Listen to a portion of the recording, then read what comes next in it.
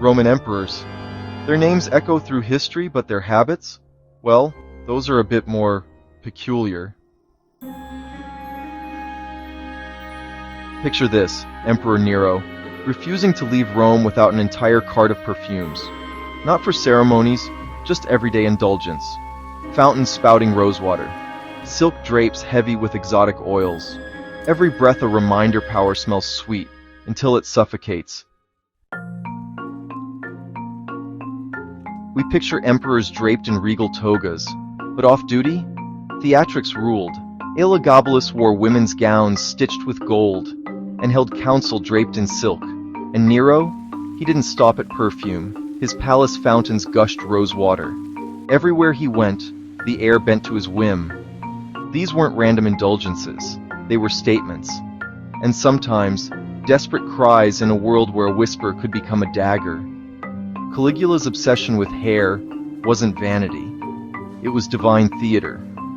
But the stranger the habit, the more fragile the soul beneath. But if you think their indulgence stopped at what they wore, wait until you see what landed on their plates.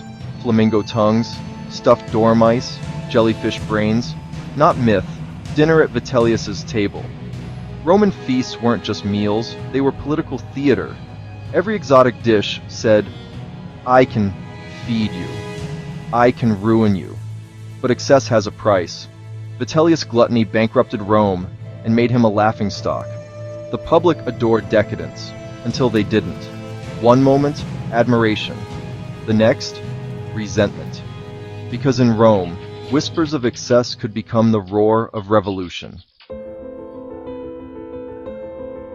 But after the feasts, how did emperors spend their leisure time? You might be surprised. Imagine this, Emperor Nero, racing his own chariot. He crashes, but declares himself the winner anyway, because absolute power rewrites rules, and yet not all leisure was violent spectacle. Hadrian wandered the empire, sketching temples, writing poetry. Augustus filled entire libraries with wisdom. Blood-soaked arenas, quiet scroll-filled rooms. Power was both brutal and brilliant, but leisure hid something deeper, fear, because with great power comes great paranoia. Behind marble walls, fear waited, always watching. Domitian's palace walls, polished marble, to act as mirrors, always scanning for assassins. Fortresses, secret corridors, silent guards. Luxuries? No. Lifelines. But isolation breeds suspicion. Tiberius fled Rome to Capri, surrounded by spies and traps. Power didn't protect, it imprisoned. The stronger the fortress, the deeper the fear. And fear feeds tyranny.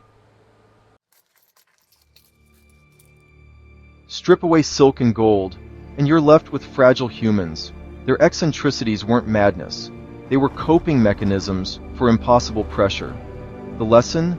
Leadership magnifies human frailty.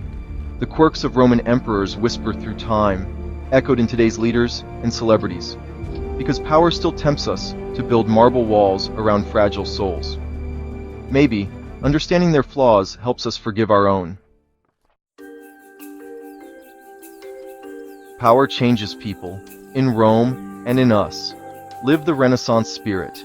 Learn, question, grow, subscribe, turn on notifications, and take our quiz below to find out if you're a modern polymath.